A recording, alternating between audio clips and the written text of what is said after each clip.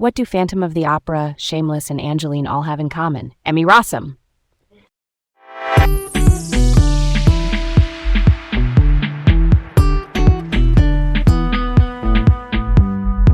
Hi, I'm Leah, feeling totally energized today and can't wait to dive into Emmy Rossum's fascinating world. And I'm Garrett, feeling pretty curious about today's topic. A journey from opera to on-screen icon. Okay, quick story. The first time I watched The Phantom of the Opera, I was expecting spectacle, chandeliers and all that. But Emmy's voice as Christine Daae just stopped me in my tracks. It had this clarity and warmth that made me actually look up what a lyric soprano means. A bright, agile soprano voice with a lot of expressive color. It nudged me into checking out opera clips for the first time. That's pretty cool, right? Totally. And it kind of sets the tone for her whole deal, which is range. Not just vocal range, but career range. Let's unpack this from the top. So, basic intro. Emmy Rossum is an American actress, singer, director, and producer. Think of her like a Swiss Army knife in entertainment, switching between acting, singing, and creative leadership behind the camera. She's worked in film, television, and music, and even taken on executive producer roles to shape projects end to end. And a quick note on her name. Her full name is Emmanuelle Gray Rossum, but professionally, she goes by Emmy Rossum. It's the name you'll see across her credits, and it kind of fits the industry vibe of having something memorable and friendly. She was raised in New York City by her mom, Cheryl, and she talks about having a strong ethical grounding from that upbringing. Quick detour. Education. She attended the Spence School in Manhattan, then finished her high school diploma at 15 through Stanford's Education Program for Gifted Youth, an online advanced coursework program. Later, she studied subjects like French, art history, and philosophy at Columbia University in New York. It's very much that blend of art and academics. On the vocal side, she's a lyric soprano, which, like you said earlier, means a warm, expressive soprano voice with flexibility. She's kept training with Joanne C. Zayak at Zajac Studio, continuing technique over time. I like that she treats the voice as a living instrument that keeps evolving. Early days. Picture her at age 7 in the Metropolitan Opera Children's Chorus in New York. The chorus director, Elena Doria, reportedly heard her sing Happy Birthday in all 12 keys. Pitch flexibility right there. That shows an ability to switch notes and keys accurately on command. She spent 5 years at the Met, singing in about 20 operas in 6 languages with world-class artists like Luciano Pavarotti and Placido Domingo. Basically the Michael Jordans of opera singing. She also worked under Franco Zeffirelli, the renowned Italian director known for lavish opera and film productions. That kind of early exposure teaches discipline, sight-reading music quickly, and performing with precision in big ensembles. She earned about $5 to $10 a night at the Met. Tiny pay, but priceless training. It set her up to handle pressure and detail at a really young age. Why does that matter later? It matters because when The Phantom of the Opera came along, she already understood how to sing while acting within complex staging. Opera is basically musical storytelling at Olympic level, and that fluency transferred directly to film musical performance. She trained as an actor with people like Flo Salant Greenberg at the New Actors Workshop and coach Terry Knickerbocker. Both are respected acting teachers who help performers bring naturalism and emotional depth to camera work, which bridge the gap from stage to screen. Even as a kid, she learned languages and repertoire. She did productions like La Bohème and Turandot, plus a Carnegie Hall presentation of La Damnation de Faust. That's stamina and adaptability, like laying railroad tracks early so the train can run later. And there's a personal context. She's the only child of her mom, Cheryl, and has mentioned being raised with a Jewish code of ethics. She identifies as Jewish and describes herself as more spiritual than strictly religious. That value set seems to thread through how she chooses roles and causes. Let's move into the rise and the learning curve. She starts getting screen roles young, Grace and Glory on TV in 1996, then daytime soap, As the World Turns in 1997 as Abigail Williams, which is like a training dojo for memorizing lines and hitting emotional beats fast. She pops up on Law and Order, the quintessential New York actor rite of passage, and then made her film debut in Songcatcher in 2000. That one's key. She earned an Independent Spirit Award nomination for Best Debut Performance and even recorded a duet with Dolly Parton. Then Clint Eastwood's Mystic River in 2003. Eastwood is an Oscar-winning director and actor. She played Katie Markham, daughter of Sean Penn's character, and being part of that ensemble really raised her profile. Then The Day After Tomorrow in 2004, the big disaster movie that put her in front of global audiences, a summer calling card. And that same year, The Phantom of the Opera, based on Andrew Lloyd Webber's classic musical. For anyone new, Lloyd Webber is a titan of modern musical theater.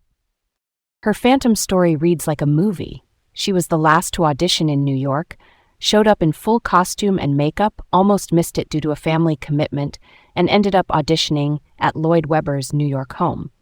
That performance earned her a Golden Globe nomination and a wave of New Artist Awards. And specific wins. She got the Critics' Choice Award for Best Young Actress and the Saturn Award for Best Performance by a Younger Actor for Phantom. That's critical and genre recognition in the same sweep. Here's where it gets really interesting. After Phantom, she declined classical record deals and chose contemporary pop instead. Why? From what she's said, emotional honesty and a modern sound mattered more to her than being boxed in as a classical crossover artist.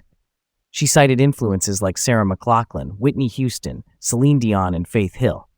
So in 2007, she released Inside Out, an original pop album, and followed with a 2013 covers record, Sentimental Journey, which hit #1 on the U.S. Jazz Albums chart. In between, she kept making films.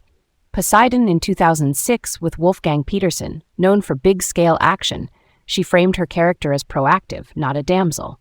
Later, Beautiful Creatures in 2013 had critics calling her a scene stealer in a stylized fantasy setup. Now the resolution chapter, Shameless. From 2011 to 2019, she played Fiona Gallagher, essentially the engine and heart of a working-class Chicago family. William H. Macy, for context, is the veteran actor who played her dad, Frank. She also directed 2 episodes, including I Am a Storm in Season 7. That's a move into creative authorship. And in 2016, she negotiated for pay parity and back pay, which was resolved quickly that same month. It became one of those visible moments for equity in TV. During and after Shameless, she expanded behind the camera. She directed an episode of Animal Kingdom in 2017 and the Modern Love anthology in 2019. For anyone unfamiliar, Modern Love adapts personal essays from the New York Times into standalone episodes about relationships.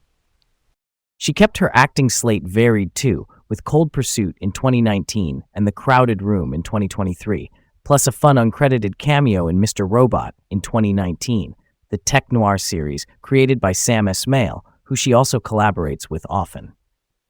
Speaking of Esmail, in 2014 she starred opposite Justin Long in Comet, Esmail's feature directorial debut, and she served as an executive producer there.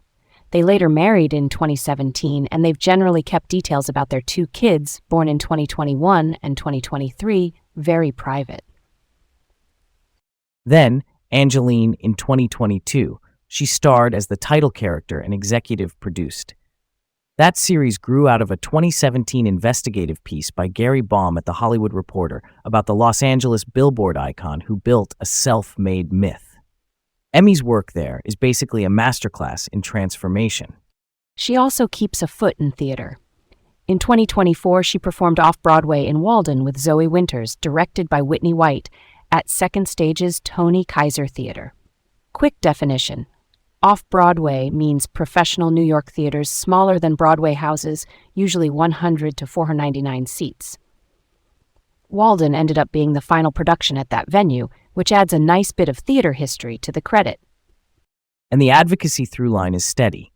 She's been involved with Youth AIDS, Pinkitude for breast cancer awareness, environmental PSAs with the NRDC Action Fund, and work with Global Green USA.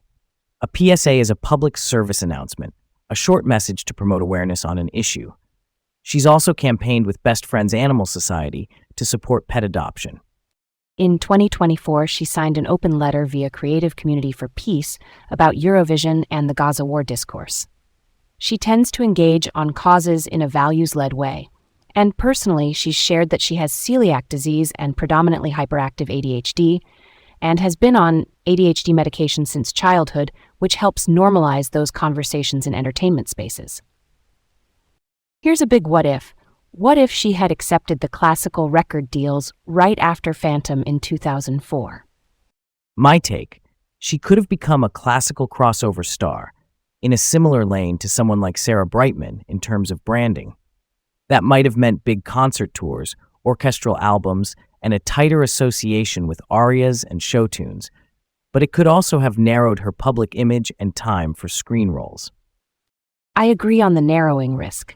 If the schedule had filled with symphonic projects, maybe the path to Shameless in 2011 gets blocked or delayed, and without Shameless we might not see that trajectory to directing television or eventually executive producing Angeline. It's like a domino line that does not get pushed.